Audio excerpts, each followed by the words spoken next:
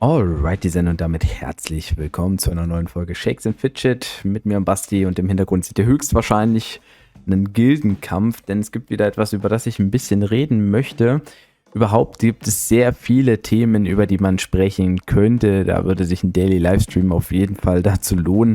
Und ich bin ja jemand, der auch gerne viel reden kann. Ich probiere es ein bisschen kurz zu fassen, denn Blyer Games hat eine Diskussion angefacht, also offiziell auch angefacht, über das Thema Dungeon-Pause. Und sowieso ist ja im Moment sehr viel Transparenz und Feedback zwischen der Community und Blyer Games da. Das ist auf jeden Fall sehr gut, und auch das Thema ist mega interessant. Es gibt auch noch andere Themen, aber erstmal kurz vorab für die, die es tatsächlich nicht wissen: Was ist Dungeon Pause? Dungeon Pause ist eine Spieltaktik, die sich die Community sozusagen selbst erlernt hat, die mit den letzten Änderungen der XP- und Goldkurven zu tun hat. Das heißt, ab einem gewissen Level bekommt man weniger XP, das ist so ungefähr rund 397 pro Level, exponentiell abfallend als Kurve allerdings gesehen, und genauso verhält sich es aber mit dem Gold, das ab einem gewissen Level permanent ansteigt und dann auch exponentiell höher ansteigt. Da kann man sagen, zwischen 400 und 500 geht es dann erstmal in die interessanten Phasen bis hin zu den höheren Level, wo das Goldcap kommt. Und diese Dungeon-Pause hat sich dadurch offenbart, dass man eben gesagt hat, okay, wenn man dann ein gewisses Level erreicht hat, und die Abenteuerlust, die man spielt, oder auch Expeditionen geben natürlich XP.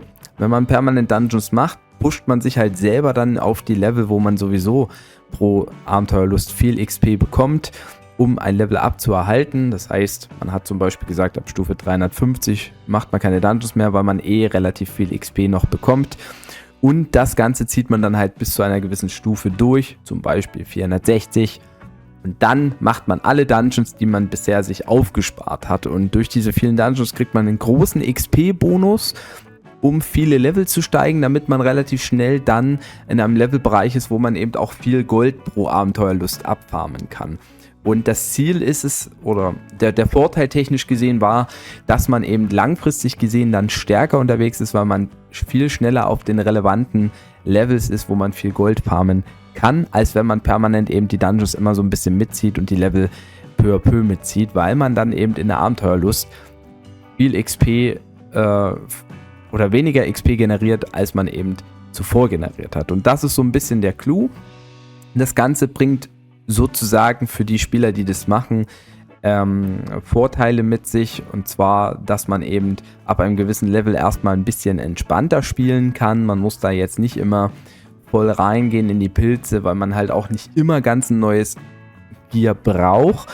Natürlich kann man das trotzdem machen durch die Level-Ups, aber natürlich muss man häufiger im Gear wechseln, wenn man Dungeons pusht, höhere Level bekommt und dann entsprechend neue Dungeons machen will. Man kann ja auch in der Zeit auch trotzdem auf jeden Fall skillen, auch wenn man nicht so viel Gold bekommt. Also da wird man auch stärker und kann dann eben einfacher auch durch die Dungeons gehen, als wenn man die schon einige Zeit vorher macht. Und langfristig, wenn man es gut spielt, hat man eben dann auch mittlerweile auf einigen Servern gesehen, bringt es eben Vorteile in den Stats, die man dann generieren kann für den Late-Game-Char. Das Ganze hat insofern auch einen Vorteil, dass gewisse Free-to-Play-Spieler dann auch einfach am Level nachziehen können, wenn eben die Pay-to-Win-Spieler, vor allen Dingen, um die geht es ja hier, eine Dungeon-Pause einlegen. Auch ein Free-to-Play-Spieler kann natürlich diese Dungeon-Pause einlegen, aber bis der dieses Level erreicht, ist es dann deutlich höher. Und jetzt im Competitive-Bereich gesehen, was man ja theoretisch gar nicht machen soll, das predige ich oft genug, aber bringt es dann eher weniger. Also es ist schon eher eine Taktik für die Pay-to-Win-Spieler, aber das ist wie gesagt nur eine Spieltaktik. Das ist kein Game-Feature, was Blyer Games sozusagen eingebunden. Und Blyer Games möchte offiziell dieses Thema diskutieren. Sie wollen eigentlich diese Dungeon-Pause an sich jetzt nicht schließen, sondern Vorschläge bringen, wie man vielleicht diesen Zeitraum interessanter für die Spieler gestalten kann, weil sich dann doch ergeben hat, dass einige Spieler oder statistisch gesehen viele Spieler genau in dieser Dungeon-Pause dann irgendwann aufhören, weil sie natürlich weniger Content haben, den sie durchklicken müssen. Das bringt so eine gewisse Langeweile mit sich, und der Kern von Blyer Games ist eigentlich, dass die Spieler schon versuchen sollen, permanenten Progress zu schaffen. Ja, das heißt jetzt nicht, dass sie diese Dungeon-Pause verbieten. Das ist auch technisch, glaube ich, so gar nicht möglich, außer man würde eklatante Dinge ändern. Aber sie wollen schon, dass dieser Bereich, selbst wenn man jetzt eben eine Dungeon-Pause spielt, dass dieser Bereich interessanter gestaltet wird. Und das will prinzipiell auch die Community. Und dieser Post, der Ausgangspost von Darkwing wurde schon fleißig beantwortet. Es gibt sehr viele Ideen, die Playa Games selber reingebracht hat, auf die man sich stürzen könnte.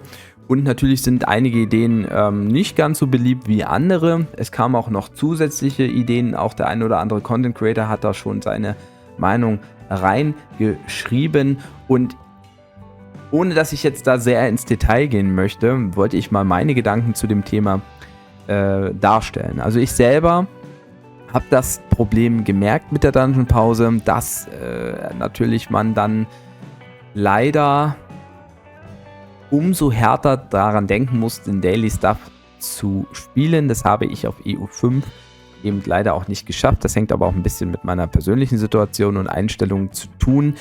Das kann man auf jeden Fall schaffen. Trotzdem ist dieser Zeitraum der Dungeon-Pause halt tatsächlich ja nach so einem heftigen Early-Gameplay, Mid-Gameplay, viele Dungeons, ja, es ist schon schwierig. Und deshalb sollte man aber trotzdem für sich entscheiden, ob man so eine Dungeon-Pause spielen möchte oder nicht. Das sollte freiwillig sein. Änderungen im gesamten XP-Kurvensystem, so wie es jetzt eigentlich existiert, sind auch ein Teil eines Vorschlages, der auch schon von Playa direkt kam, dieses System zu ändern, also dass man nicht mehr ab 397 weniger XP bekommt. Das ist, glaube ich, nicht der richtige Ansatz, weil man ja auch bedenken muss, man hat halt so viele bestehende Server mit alten Chars, man hat immer wieder auch neuere Server, es würde ja alles über den Haufen werfen, was zu sehr großer Disharmonie führen würde zwischen Playa Games und der Community.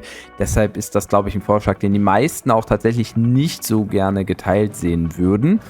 Also dieses System gerade im XP-Segment zu ändern, wäre wahrscheinlich nicht gut lösbar. Vorschläge, die interessant waren, die man sich auch dann im Detail auf jeden Fall in diesem Channel durchlesen sollte, sind, dass man vielleicht Dungeons oder Content einführt, der halt vor allen Dingen keine XP bringt, also abseits der XP ist, dennoch vielleicht Rewards wie Gold oder andere Boni mitbringt, bis dahin, dass zum Beispiel der Strider, der legendäre amerikanische Shakes and Fidget Spieler, gesagt hat, vielleicht kann man das ja auch mit anderen Bonis oder Buffs verbinden. Zum Beispiel die Ausbeute des Arena Managers ab einem gewissen Level ist vielleicht ein bisschen höher. Oder wenn man einen gewissen Dungeon schafft, ist diese Ausbeute ein bisschen höher. Er meinte, es ist technisch wahrscheinlich sehr viel möglich, das auch mit bestehenden Features zu verbinden, ohne dass das jetzt aber halt natürlich ein Vorteil ist, den jetzt nur ein Pay-to-Win-Spieler hätte. Ja, diese Vorteile hätten ja dann Free-to-Play-Spieler genauso, wenn sie dieses Level erreichen, aber es würde jetzt nichts an diesem bestehenden XP-System ändern. Andere Themen waren kosmetische Vorteile, die man sich erspielen kann. Also Dungeons, die nur in einem gewissen Levelbereich zum Beispiel nutzbar sind. Also jemand, der jetzt eine Dungeon-Pause spielt und von 470 auf 510 pusht, der könnte halt kein Dungeon mehr spielen, der nur bis 500 erreichbar ist und vielleicht kosmetische Upgrades oder eben diese anderen Buffs mit sich bringt. Bedeutet, ein Free-to-Play-Spieler, sobald er in diesem Levelbereich ist, kann diese Dungeons zum Beispiel auch angehen und besiegen, bis man eben über Level 500 ist. Und danach geht es nicht mehr. Das würde auch den Spielern, sobald sie halt diesen Levelbereich erreichen, wo man eine Dungeon-Pause spielen kann, aber als auch den Spielern natürlich, die jetzt keine Dungeon-Pause spielen, noch mehr Content bringen, was wiederum dazu führen könnte, dass der Charakter eben nicht in diese Langeweile-Trist fällt, auch wenn er eine Dungeon-Pause spielt und das eben nach freiwilliger Entscheidung. Und ich denke, wenn man in diese Richtung überlegt, dann ist das wirklich ein sehr, sehr guter Ansatz. Gerade heute hat Darkwing auch wieder geschrieben, dass diese Vorschläge, die ursprünglich gebracht werden, nicht entweder oder ist, sondern nur Ideen waren und weitere Ideen auch considered werden. Also auch dieser Austausch mit der Community in dieser Form ist sehr stark und bringt halt auch den größtmöglichen Vorteil, wenn Änderungen in dieser Hinsicht geschehen. Es ist ja sowieso so, dass auch das Thema Mid-Game, Late-Game-Content immer eine Rolle spielt. Wenn man also Dungeons hätte, die für Spieler in einem Levelbereich zwischen 350 bis 500 interessant ist, dann hätte man da auf jeden Fall auch schon mal einen Schritt nach vorne gemacht, was natürlich noch nicht heißt, dass die Spieler gerade in den noch höheren Levelbereichen davon den Vorteil haben. Auch an die muss gedacht werden, das ist aber dann nochmal ein ganz anderes Thema. Ich bin technisch zu wenig drin, um wirklich zu sagen, ob man die XP-Kurve irgendwie anpassen sollte. Vielleicht, wenn man die XP-Kurve anpasst, dass man dann zumindest vielleicht die Anzahl der benötigten XP für ein Level-Up auch entsprechend balanced oder vielleicht keine einzelne Kurve hat, die nur in eine Richtung geht, sondern vielleicht eine Art Kurve hat, die halt in beide Richtungen gehen kann, je nachdem, in welchem Level-Segment man sich befindet.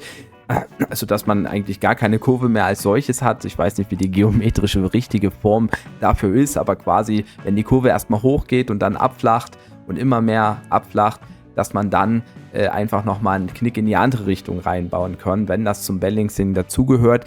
Aber wie gesagt, muss man sich vor allen Dingen darüber Gedanken machen, was denn dann mit den Spielern einfach auch ist, die halt schon mitten in diesem Levelbereich sind, die halt jetzt eine Dungeon-Pause gespielt haben, weil wenn man da dann eklatante Änderungen einführt, dann kann das eben zu wirklich sehr vielen Problemen führen. Oder vielleicht ändert man solche Dinge wie XP-Kurve, aber halt erst ab einem neuen Server. Es ist offen. Ja, also ich werde mich wahrscheinlich auch offiziell nochmal in dieser Diskussion beteiligen im SF Game Discord. Das heißt, es sind ja gar keine Diskussionen, es ist ja ein offener Talk, es sind Vorschläge. Diskussion klingt immer so negativ, habe ich mich selber jetzt ein bisschen daran verhaftet. Das ist trotzdem auf jeden Fall der richtige Weg.